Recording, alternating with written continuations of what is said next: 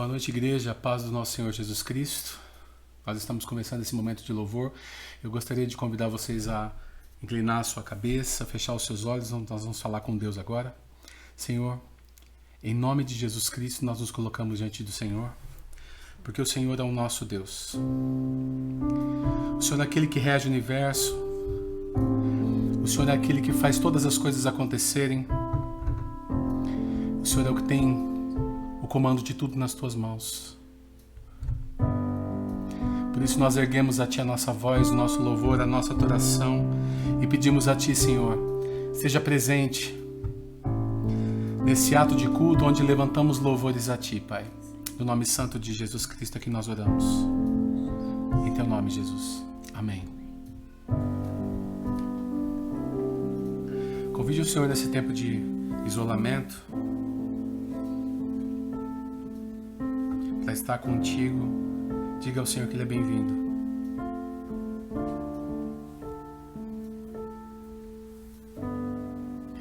Jesus,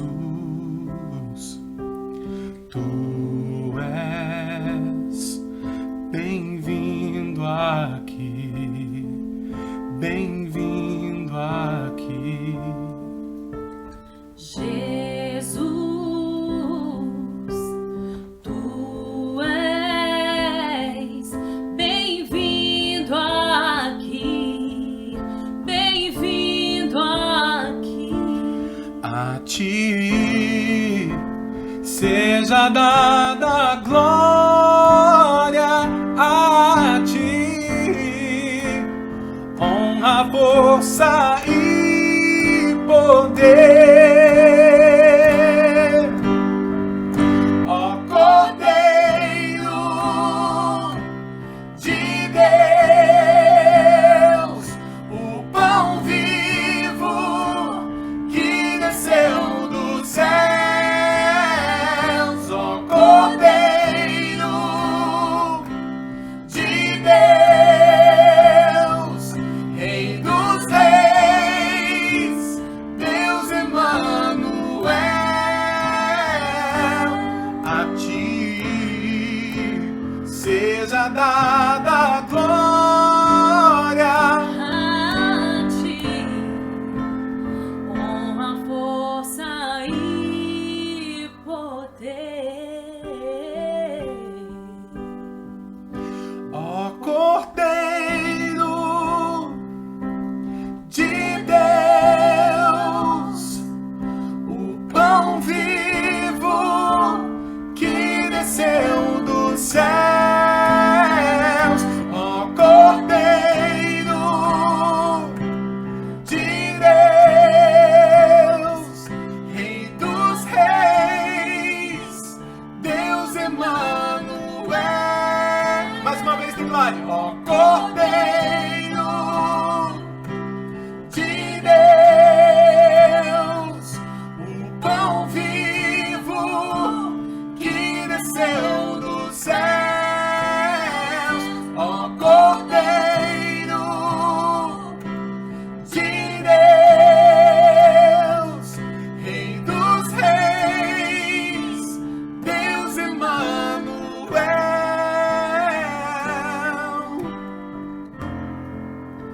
Preciosa é a sua graça, Jesus, preciosa é a sua graça. Jesus, Tu és a nossa Páscoa. Jesus, o autor da nossa salvação.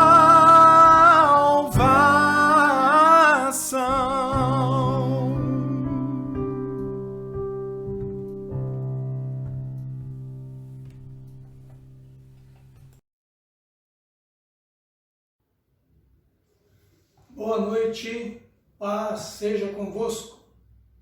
Meus amados, é um prazer poder estar aqui em mais essa oportunidade e compartilhar da Sagrada Escritura com cada um de vocês. Vocês podem observar, tenho diante de mim aqui estes dois elementos que compõem a ceia do Senhor. o pão e o suco da uva. Neste mês nós iremos celebrar a ceia do Senhor num formato um pouco diferente, tendo em vista esta quarentena e o isolamento social. Não podemos nos reunir, não podemos fazer aglomeração no nosso templo. Então eu estou aqui gravando e você está aí me acompanhando no celular, e no final nós vamos celebrar a ceia não juntos, aqui fisicamente falando, pessoalmente, mas você aí no celular e eu aqui. Cada família no celular, e orando a Deus também para que este período passe logo, para que possamos voltar a nos reunir no templo e assim celebrar a ceia, como sempre fizemos, todos unidos, nos abraçando e num momento de plena comunhão. Amém, meus amados? Sei que você já está aí com a sua Bíblia, também já tem o pão e o suco da uva. No final estaremos orando e juntos, no mesmo momento, nós vamos comer do pão e beber do cálice. Esta separação não deve impedir a nossa unidade, meus queridos. Nós estamos unidos pela fé em Cristo Jesus, nós estamos unidos pelos laços de amor que temos um pelo outro. Amém?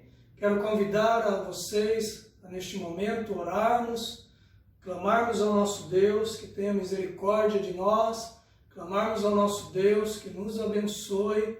Vou pedir a Ele também, peço assim a sua oração, para que Ele use a minha vida, para que Ele tenha misericórdia de mim e possa nos instruir.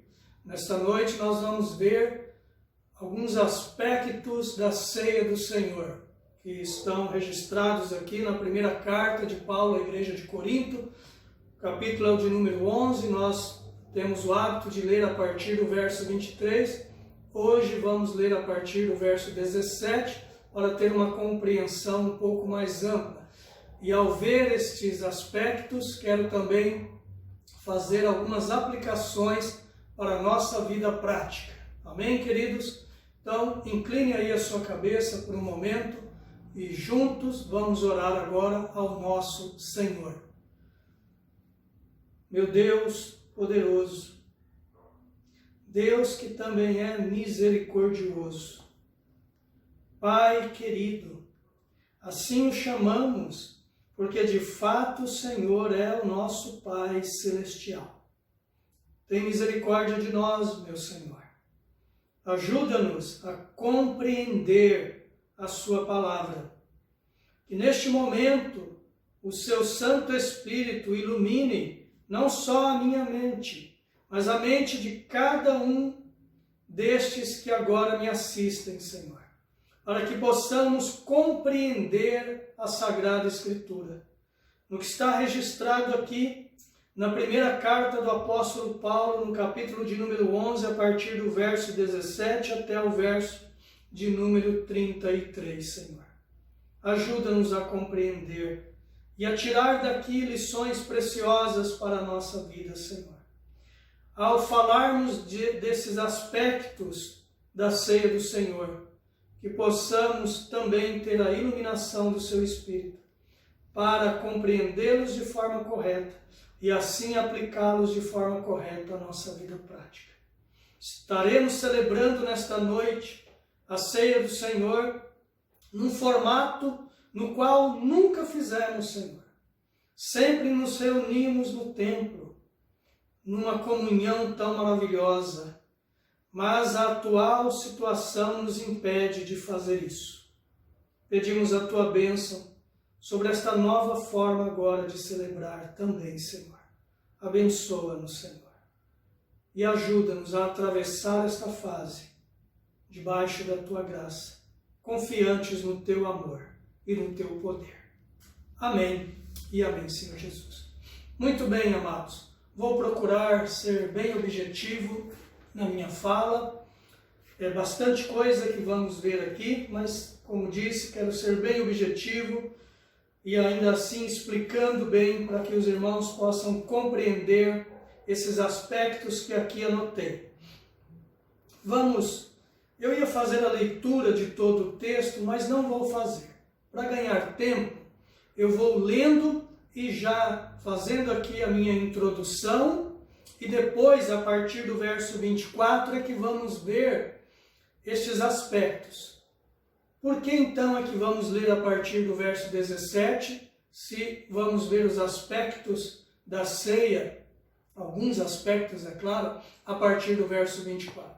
Porque a partir do verso 17 nós vamos observar aqui o que é que está acontecendo de errado na celebração da ceia e que levou Paulo, nesta parte aqui da carta, no capítulo 11, instruir a igreja de Corinto em como deveriam participar da ceia, ou seja, qual a postura, nós vamos ver essa questão lá no verso 27, sobre a postura que eles deveriam, o comportamento que eles deveriam ter ao participar da ceia. Porque o comportamento que eles estavam tendo aqui era totalmente contrário ao exigido pela palavra de Deus a todo servo e serva de Deus. Ok? Então, como eu disse, nós vamos lendo os versículos, eu já vou fazer a introdução, me valendo destes versos que vamos ler aqui do 17 até o verso 22. Acompanhe aí comigo na sua Bíblia, por favor. Verso 17. Nisto, porém, que vos prescrevo, não vos louvo, porquanto vos ajuntais não para melhor, e sim para pior. Porque, antes de tudo, estou informado a haver divisões entre vós, quando vos reunis na igreja, e eu em parte o creio. Porque até mesmo importa que haja partidos entre vós, para que também os aprovados se tornem conhecidos em vosso meio. Observe agora o verso 20.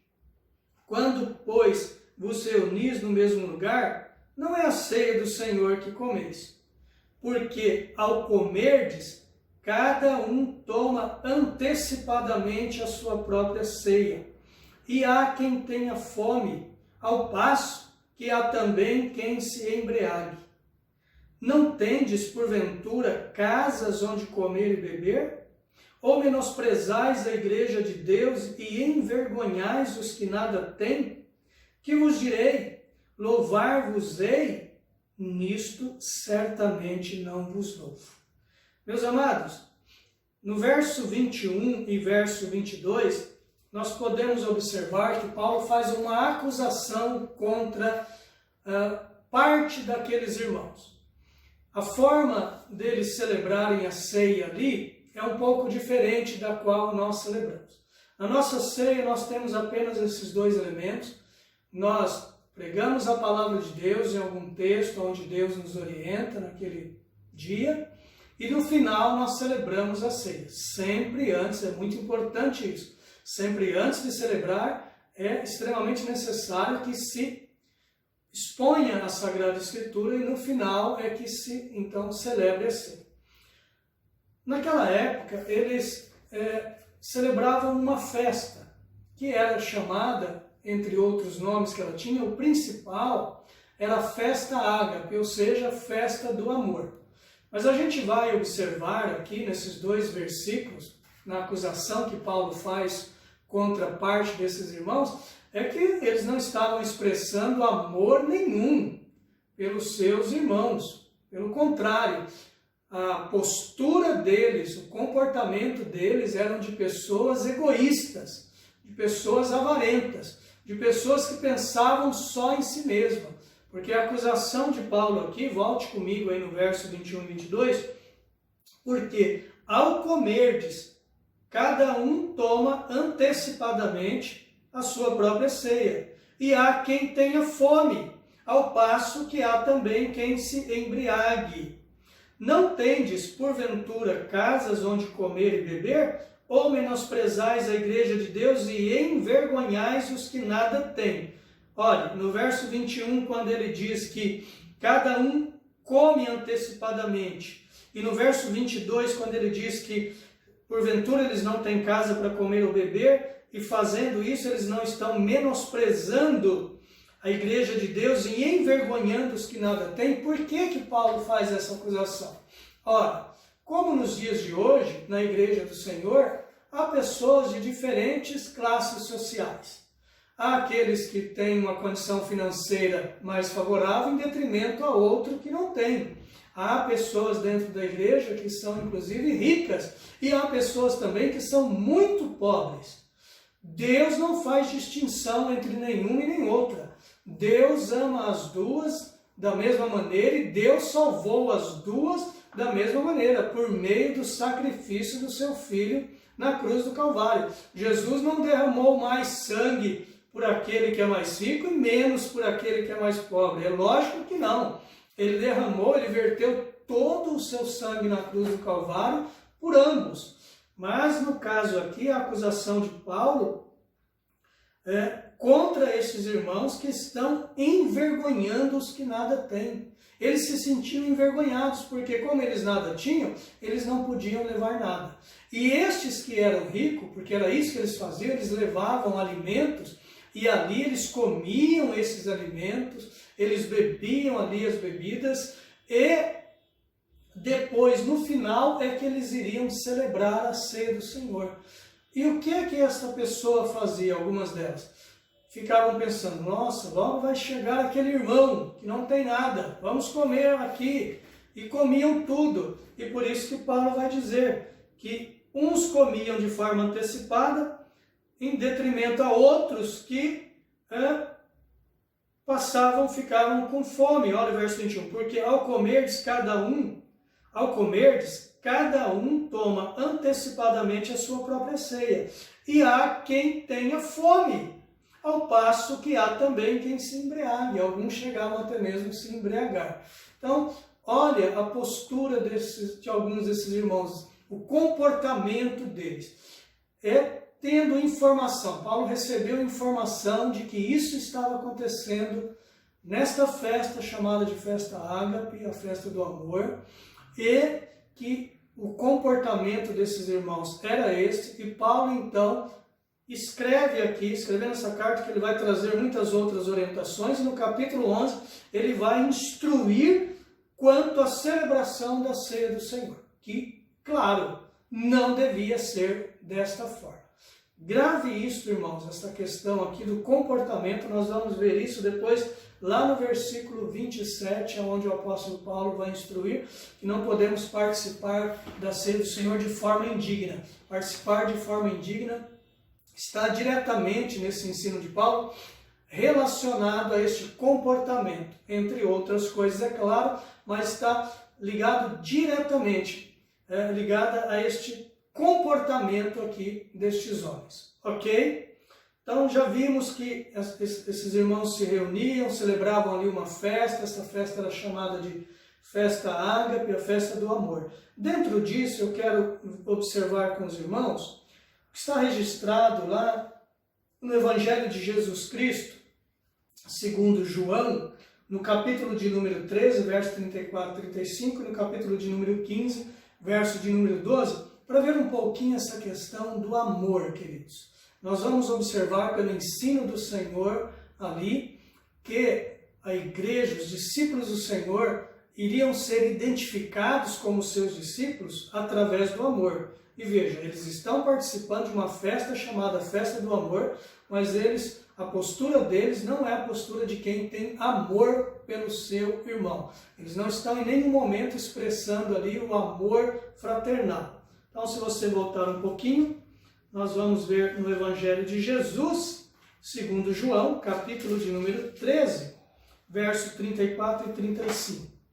Novo mandamento vos dou, que vos amei uns aos outros, assim como eu vos amei. Que também vos amei uns aos outros. Nisto conhecerão todos que sois meus discípulos, se tiverdes amor uns aos outros. A mesma instrução é dada no capítulo 15, verso de número 12. O meu mandamento é este. Veja, amados, é um mandamento do Senhor. Amar não é uma opção, é uma ordem, é mandamento. Nós temos que amar uns aos outros. O meu mandamento é este, que vos amei uns aos outros, assim como eu vos amei. Qual é o modelo que nós temos de amor, que devemos ter de amor um pelos outros? É Cristo Jesus. É o amor que Ele teve por cada um de nós e continua tendo. Qual é o modelo de amor de Jesus? Nós chamamos de amor sacrificial. Ele deu a sua própria vida na cruz do Calvário por amor a nós, pecadores. Paulo vai dizer que Deus prova o seu amor para conosco, enviando seu Filho para morrer no nosso lugar, sendo nós ainda pecadores. Então, observe que a acusação de Paulo era corretíssima. A postura de alguns daqueles irmãos, o comportamento deles em não partilhar do alimento com aqueles que nada tinham, era o oposto daquilo que Jesus traz como mandamento para todos aqueles que agora são salvos. Devemos nos amar uns aos outros, assim como Ele nos amou. Ok?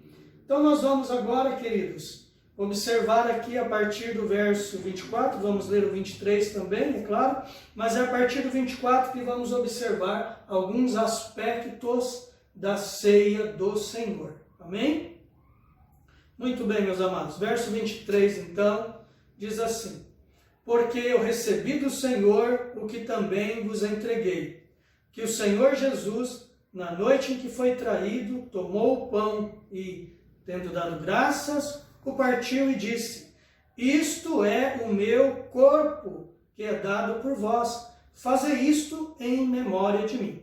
No verso 24, nós vamos ver dois aspectos da ceia do Senhor. O primeiro se encontra já no comecinho do verso. E tendo dado graças, o partiu e disse: isto é o meu corpo, que é dado por vós.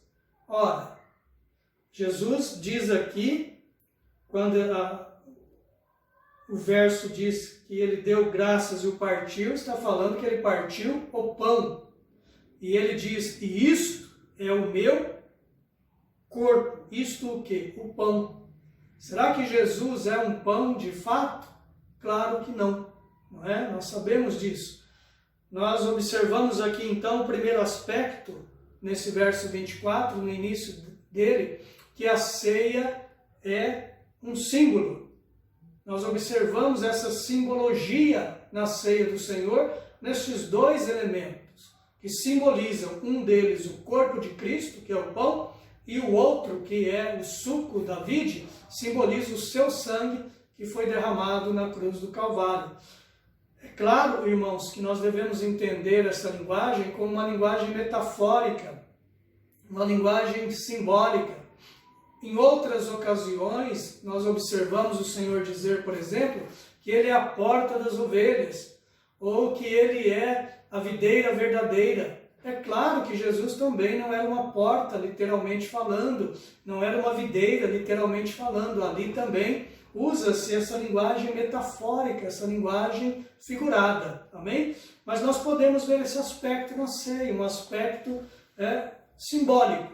O segundo aspecto, e é o mais importante, o mais relevante de todos os aspectos que vamos ver aqui nesta noite, amados, que se encontra no finalzinho deste mesmo versículo. Ele diz: fazei isto em memória de mim. O segundo aspecto, então, é que a ceia é um memorial. E o que é um memorial? Nós devemos seguir a ordem de Jesus quando ele diz: fazei isto em memória de mim. Nós devemos, neste momento, ao olharmos para esses dois elementos, que é o pão e o suco da vide, trazermos à nossa memória o que Cristo realizou lá na cruz do Calvário. A ideia do texto grego, na verdade, é como se fôssemos transportados para aquele momento e estivéssemos agora diante daquela cruz, observando o nosso Senhor agonizando naquele madeiro e morrendo ali lentamente, sofrendo, tomando sobre si, porque foi derramado sobre ele ali o castigo que era para nós. Isaías vai falar sobre isso, não é? Nós conhecemos esses textos, meus amados. Então, a ceia também é um memorial.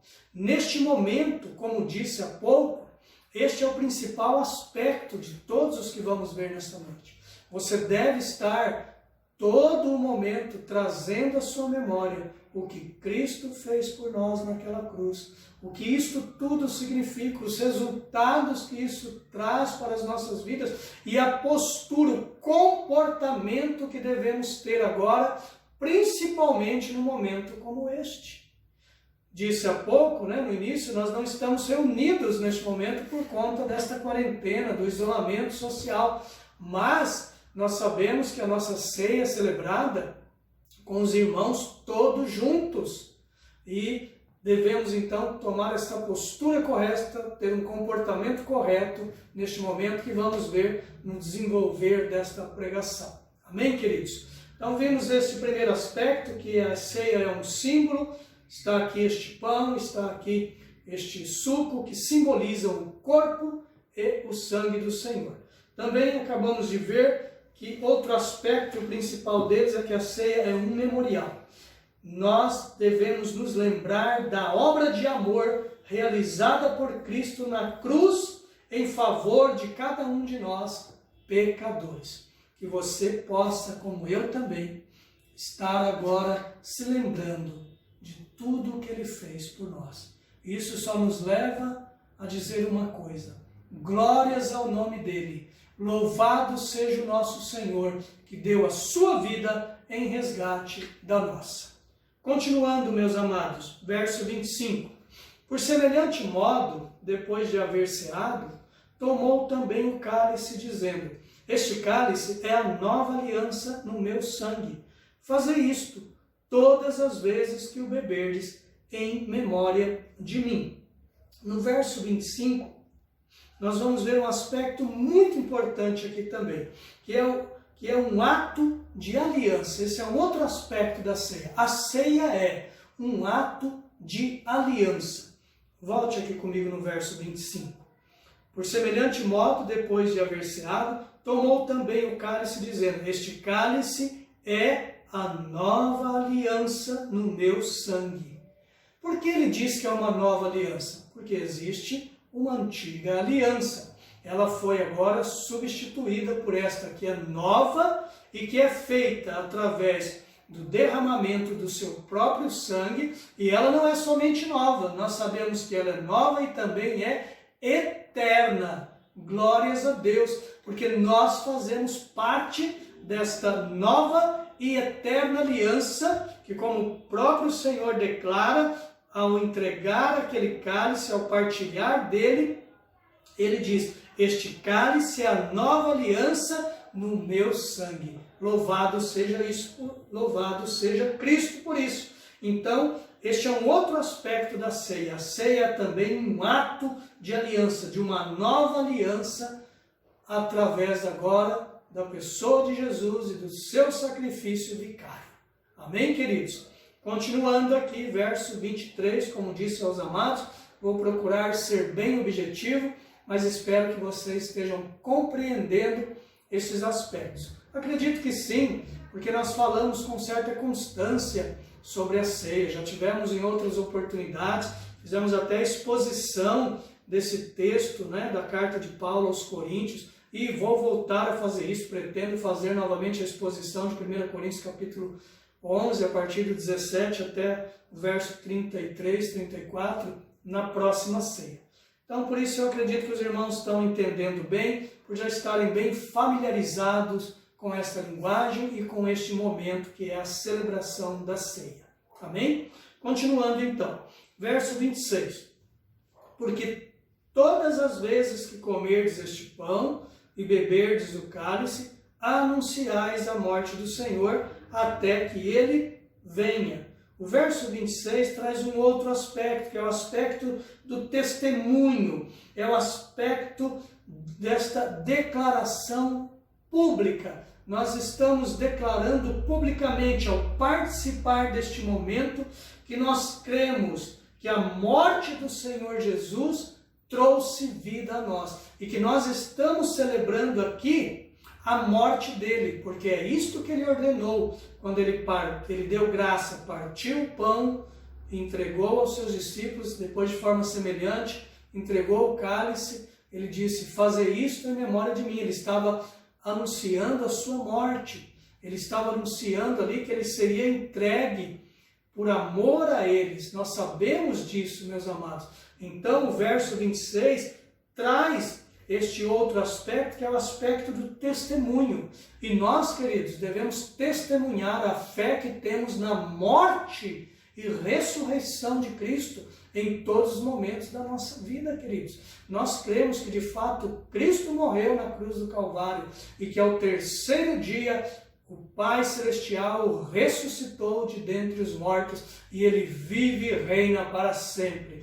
Nós devemos testemunhar, nós devemos declarar isso constantemente. Mas ao celebrar a ceia, como nós observamos no verso de número 26, é isso que estamos fazendo, declarando não somente como um testemunho de que cremos na sua morte, estamos anunciando a sua morte e que esta morte trouxe vida a nós, mas nós também anunciamos e apontamos lá para frente. Nós dizemos, como ele mesmo declara aqui, que devemos fazer isso até que ele venha. E vamos continuar fazendo isso, até que ele venha. Só vamos parar de celebrar a ceia, a ceia do Senhor. Só vamos parar o dia que ele voltar para nos buscar. Até lá, nós vamos continuar expressando este testemunho. Nós vamos continuar no celebrar a ceia, fazendo esta declaração pública de que cremos que a morte de Cristo trouxe vida a nós. Continuando, amados, verso 27. Vamos ver aqui não um aspecto, mas temos algo muito importante. Mas antes disso, eu quero observar com os irmãos também, se você puder ir comigo, lá no Evangelho de Jesus Cristo, segundo Mateus, capítulo 26 e verso 26 também, nós vamos observar que a ceia é uma ordenança do Senhor. Então nós vamos ver aqui também, na celebração da ceia, que há um ensino consubstanciado nela, nos informando, nos trazendo esse ensino. Mateus nos traz esse ensino de que a ceia é um ato de obediência, deve ser um ato de obediência por parte de cada um de nós. Olha aqui comigo, Evangelho de Jesus Cristo, segundo Mateus, capítulo de número 26, verso 26. Aqui, neste texto, Mateus também fala sobre a ceia. Jesus está ali com os seus discípulos comendo da Páscoa, e ele vai instituir a ceia. Mas nós vamos ver apenas o verso 26 e voltar lá para a carta de Paulo aos Coríntios. Verso 26. Enquanto comiam o quê? Comiam cordeiro, comiam ervas amargas, eles estavam comendo a Páscoa, eles estavam celebrando a Páscoa. Enquanto eles faziam isso, tomou Jesus um pão e, abençoando, o partiu e o deu aos seus discípulos, dizendo, é aqui que está o que eu quero tratar com os irmãos. Tomai, comei, isto é o meu corpo. Meus amados, é uma ordem que Jesus está dando aqui. Essa linguagem, tanto no grego quanto no português, está no imperativo, é uma ordem dada por ele. Nós devemos então obedecer esta ordem, comer do pão e beber do cálice. E é isto que Paulo vai enfatizar no verso de número 28, e vamos ver daqui a pouquinho essa questão. Então a ceia também é um ato de obediência. Esse é um outro aspecto da ceia. A ceia é um ato de obediência. Como ele disse, tomai, comei, fazer isto. Isso está no imperativo, tanto no grego quanto no português. Vamos continuar então, meus amados, como filhos obedientes, participando mês após mês, até que ele venha, participando, celebrando a ceia do Senhor. Verso 27, aqui não vamos ver um aspecto da ceia, mas vamos ver algo muito importante. Acompanhem comigo. Por isso, aquele que comer o pão ou beber o cálice do Senhor indignamente, será réu do corpo e do sangue do Senhor. Ora, se o apóstolo Paulo está dizendo que toda pessoa que comer do pão e beber do cálice indignamente, ou seja, de forma indigna, será réu do corpo e será réu do sangue. Aí a gente fica numa situação um pouco difícil, não é? Porque nós não podemos pensar à luz de toda a Bíblia, de todo o ensino, principalmente do Novo Testamento, que algum de nós é digno por si mesmo, ou seja, pelas obras que ele pratica, e isto vai fazer dele digno de participar desse momento. É claro que sabemos que isto não é uma verdade, não é? A nossa própria salvação não foi adquirida por obra nenhuma. Nós vemos Paulo ensinar isso em Romanos, em Efésios principalmente. Paulo vai dizer que nós somos salvos pela graça, mediante a fé, e isto não vem de nós, é um dom de Deus para que ninguém se glorie, não é? Então nós sabemos dessas verdades, queridos. Como entender então esse ensino de Paulo aqui, de que ninguém deve participar de forma indigna?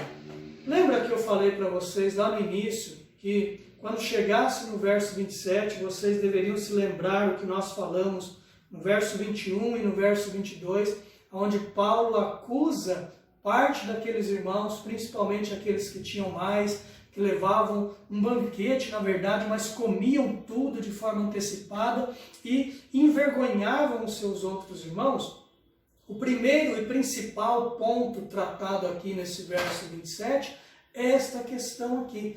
Quando Paulo está dizendo que aquele que está comendo e bebendo de forma indigna é aquele que está participando da ceia, meus amados, tendo este comportamento. Então a ideia aqui de indignidade está diretamente ligada ao comportamento desses crentes. Ora, Paulo não diz que eles não eram crentes, não é esta acusação que ele faz. Vocês não são crentes. Não, ele está escrevendo a crentes. A igreja de Corinto, por mais falhas que eles tinham, e nós sabemos disso, acompanhamos, tanto na primeira como na segunda carta do apóstolo Paulo, endereçada a eles, há várias correções. Então é uma igreja que foi uma igreja que deu muito trabalho ao apóstolo Paulo, mas Paulo se refere a eles como irmãos.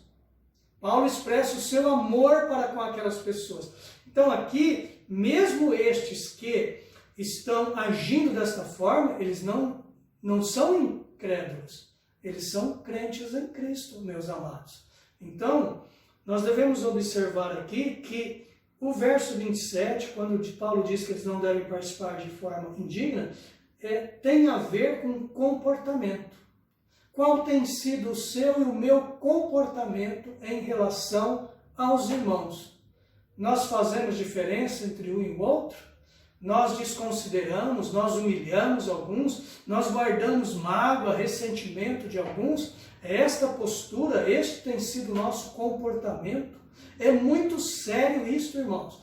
O Senhor Jesus, Ele ama a igreja que Ele salvou. Ele ama estes que agora são a sua igreja. Estes que agora creram nele, creram no seu sacrifício vicário e se tornaram então a sua igreja. Portanto, meus irmãos, nós devemos refletir seriamente sobre a nossa postura, sobre o nosso comportamento em relação aos demais irmãos, em relação a como nós temos sido e agido entre eles. Se nós estamos tomando, às vezes, a mesma atitude de alguns desses irmãos da igreja de Corinto, que muito provavelmente entregavam seu dízimo e sua oferta, participavam das reuniões, mas veja, desconsiderava esses irmãos, nas palavras de Paulo, estavam menosprezando a igreja de Deus e envergonhando os que nada tinham. Precisamos observar isso. Como é que nós tratamos a igreja? Se somos pessoas individualistas, daquele tipo que vem na igreja e acha que é só ele ou só ela e Deus. Não, igreja não é isso, irmãos. Há uma unidade. Este corpo forma esta unidade. Não é uma pessoa que forma essa unidade. É todos os irmãos. todas essas pessoas reunidas formam esta unidade que a Bíblia chama de corpo de Cristo, sendo ele, nas palavras de Paulo, Cristo, o cabeça deste corpo, o cabeça desta igreja. E quando estes irmãos desconsideram outros, como estou falando até agora, alguns às vezes até guardam algum ressentimento no coração, guardam mágoas, brigam com esses irmãos e não se acertam e depois participam da ceia como se estivesse tudo bem, não está nada bem. Quando olhamos para o verso 27, então, que Paulo diz que ninguém deve participar de forma indigna, porque senão ele será réu do corpo e do sangue do Senhor.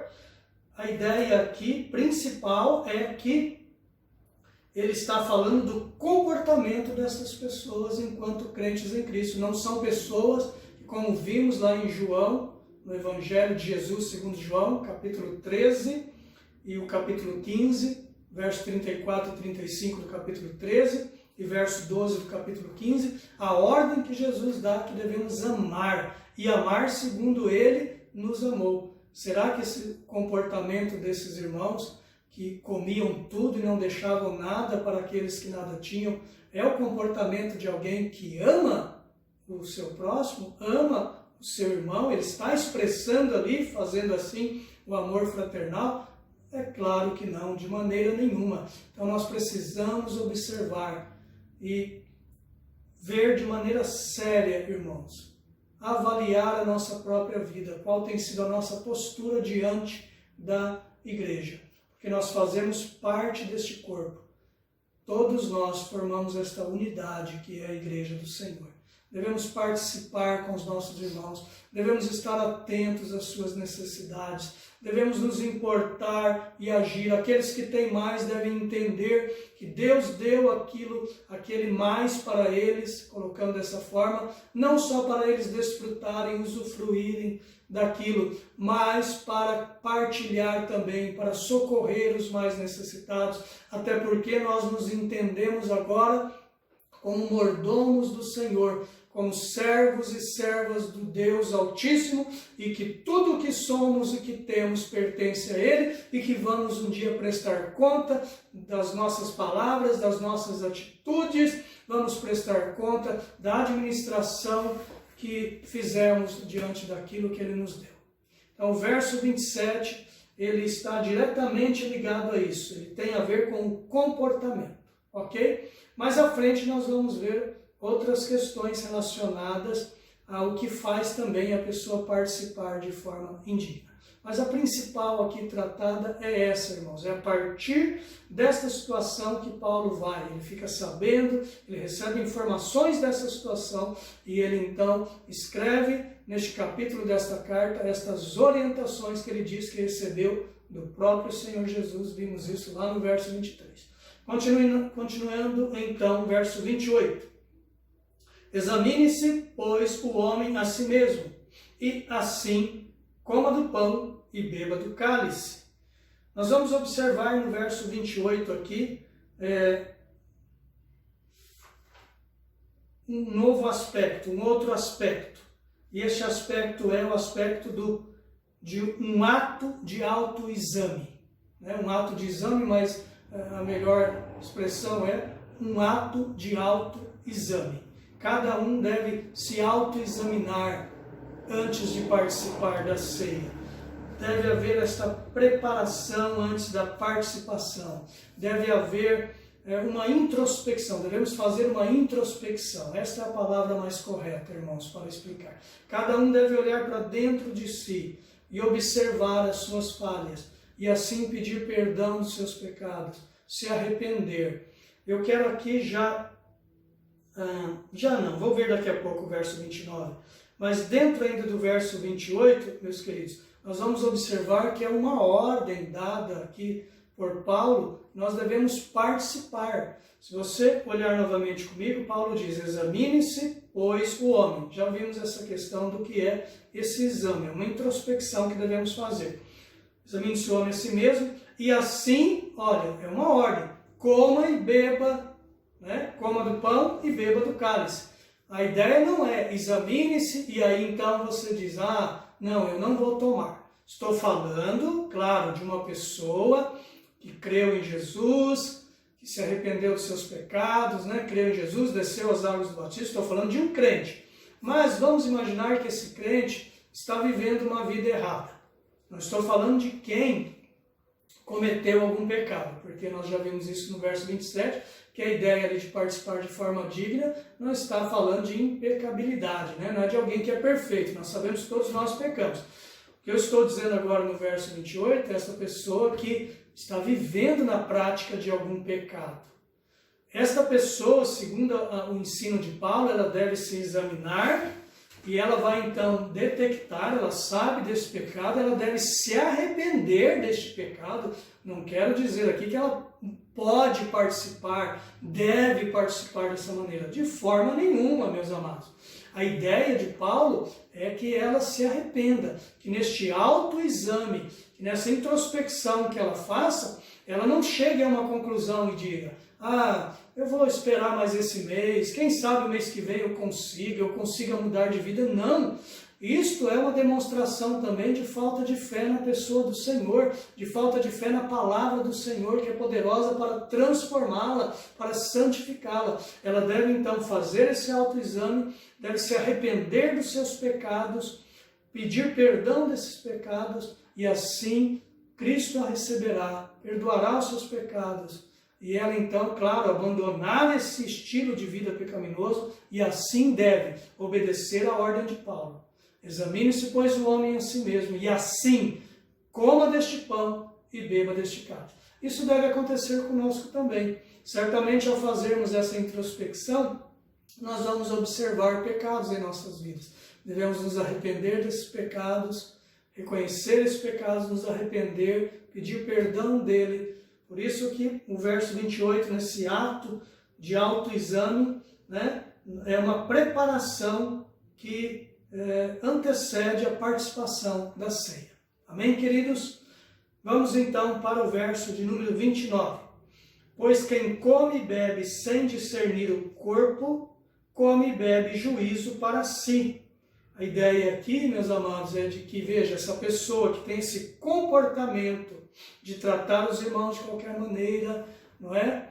Essa pessoa também que participa da ceia sem entender o significado dela, outra participa de maneira leviana, não leva a sério a vida cristã, não leva a sério este momento, ela está brincando com Deus. E Paulo vai dizer aqui no verso 29 que ela está comendo e bebendo sem discernir o corpo. A ideia aqui, como eu disse, é primeiramente que ela não está discernindo o que é o corpo, de que ela deve amar esses irmãos, tudo isso. Mas podemos também aplicar isso no verso, tomando o verso 28, nesse autoexame, esta pessoa que está vivendo de qualquer maneira a sua vida e ainda assim está comendo e bebendo. A Bíblia diz que esta pessoa está trazendo sobre si juízo. E aí o verso 30 ele diz as consequências. Eis a razão porque há entre vós muitos fracos e doentes, e não poucos que dormem. Dormem aqui é que morreram. Então, vamos, irmãos, observar a nossa própria vida. Vamos procurar a cada dia viver uma vida de obediência à palavra de Deus. Vamos discernir corretamente o significado da ceia, discernir o que é de fato o corpo de Cristo e ser um participante ativo deste corpo, enquanto alguém que faz parte deste corpo, nesta unidade que é o corpo de Cristo na face desta terra, que é a igreja dele. Amém, meus amados? Continuando então, verso de número 31, já partindo para o final. Verso 31. Porque se nos julgássemos a nós mesmos, não seríamos julgados. Mas, quando somos julgados, somos disciplinados pelo Senhor, para não sermos condenados com o mundo. Agora o verso 33, aliás, nós vamos observar aqui que Paulo vai chamar a atenção desses irmãos mais uma vez. Então ele vai encerrar o seu argumento aqui, ele vai encerrar as suas instruções aqui de como eles deveriam celebrar a ceia, chamando a atenção deles novamente para essa questão do comportamento. Veja como é sério isso. O que levou Paulo então a instruir esta igreja a maneira correta de celebrar a ceia foi a postura, o comportamento deles no sentido de não ter o discernimento correto, ou seja, de ter a compreensão correta do que é o corpo de Cristo e do que é ser parte deste corpo, que levava eles a não participarem da maneira correta. Veja o verso 33. Assim, pois, irmãos meus, quando vos reunis para comer, esperai uns pelos outros. Por que ele fala esperai uns pelos outros? Que é o que lemos lá no verso 21. Porque ao comerdes, cada um toma antecipadamente a sua própria ceia. E há quem tenha fome, ao passo que há também quem se embriague. Verso 22. Não tendes, porventura, casas onde comer ou beber? Ou menosprezais a igreja de Deus e envergonhais os que nada têm? Então esta é a acusação de Paulo, por isso que no verso de número 33, ele chama a atenção dos coríntios para que se lembrem da unidade do corpo. Amém, meus queridos? Então, nós devemos aqui discernir bem o que é o corpo do Senhor, né? Fazer uma avaliação correta, devida do que é este corpo, né? E isto vai nos levar a reconhecer a unidade deste corpo que forma a igreja. Amém, queridos?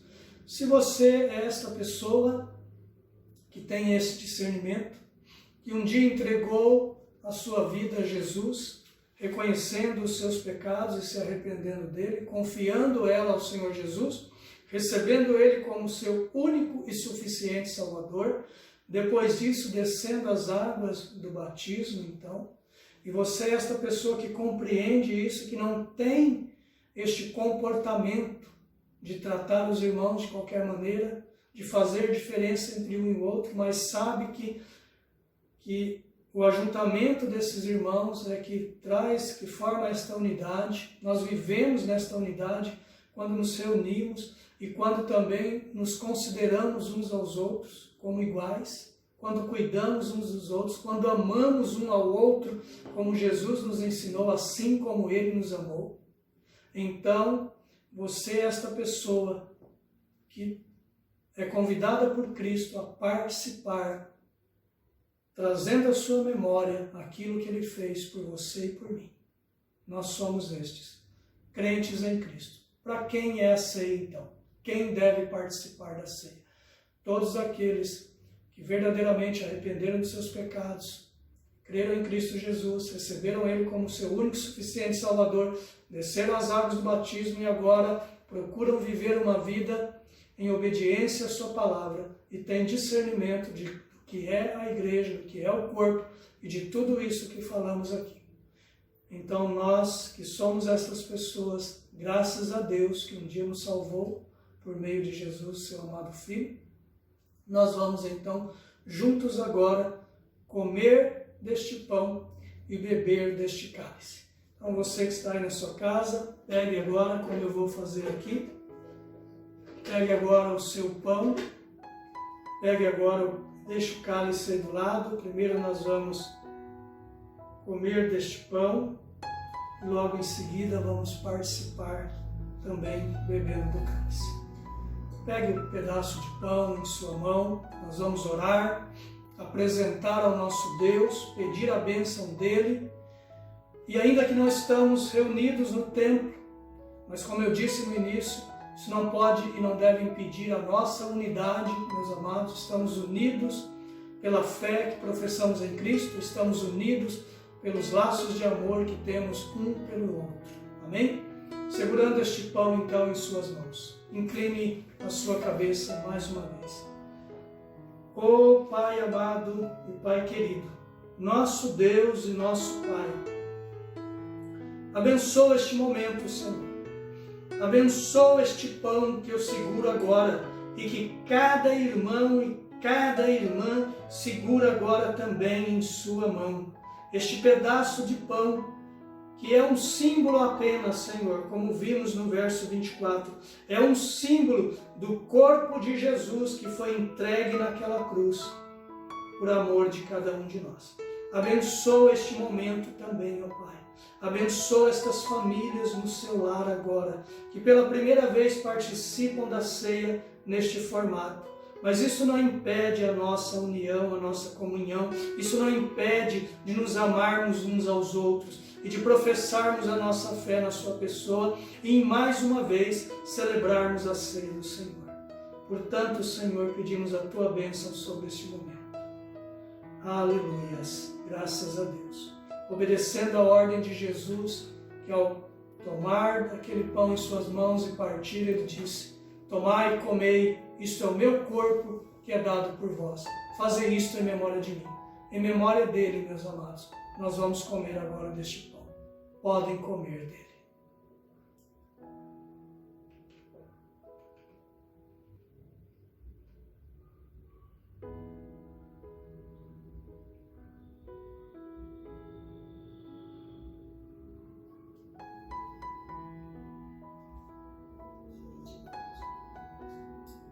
A Bíblia diz que de forma semelhante, Jesus pegou o cálice, entregou aos seus discípulos e ele disse: este cálice é a nova aliança no meu sangue.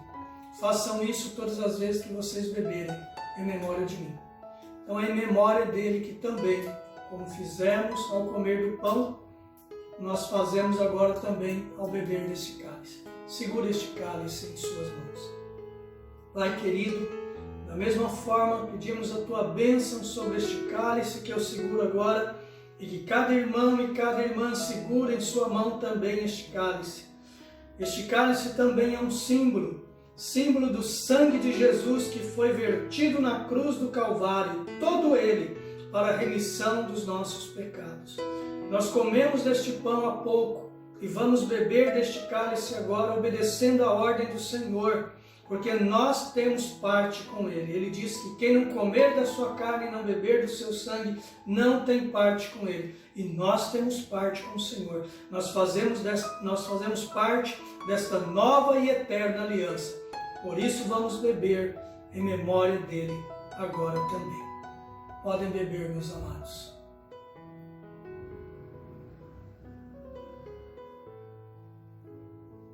Vamos orar agora para encerrarmos, agradecendo a Ele por tão grande salvação. E nesta oração, que continuemos trazendo à nossa memória aquilo que Ele fez por nós, nos salvando, entregando a sua própria vida naquela cruz, trazendo vida a cada um de nós, salvação a cada um de nós. Pai querido, obrigado, Senhor, por ter enviado o seu único Filho para morrer no nosso lugar. Ele recebeu sobre si o castigo que era para nós, Senhor. Por isso nós recebemos da Tua parte a sua paz, Senhor. Por meio do sacrifício de Cristo, Senhor, nós somos reconciliados com o Senhor e hoje temos, como Paulo diz, a paz de Deus e temos paz com Deus.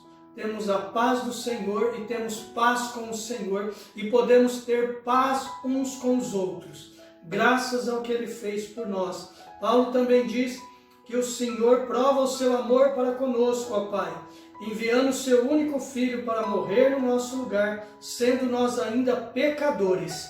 Obrigado por tamanho amor. Obrigado por tão grande salvação. Trazemos à nossa memória agora tudo isso, Senhor, e vamos continuar repetindo mês após mês até que o Senhor venha. Amém e amém, Senhor Jesus. Obrigado, meus amados. Espero que você tenha sido abençoado por esta palavra, pela presença de Deus nas nossas vidas e que possamos continuar firmes nesta caminhada, ou continuando as nossas orações para que Deus nos guarde neste período de quarentena, de isolamento social, que Ele guarde as nossas vidas, que Ele nos proteja, que Ele nos abençoe e que isso não impeça de nos comunicarmos, amém? Temos meios para isso. Deus abençoe todos vocês.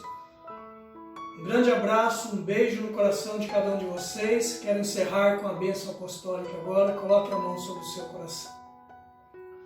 Um grande amor de Deus, o nosso Pai, na graça de seu amado Filho Jesus, na doce, bendita e eterna comunhão e consolação do seu Espírito. Por tudo isso dizemos amém. Graças a Deus. Fiquem na paz.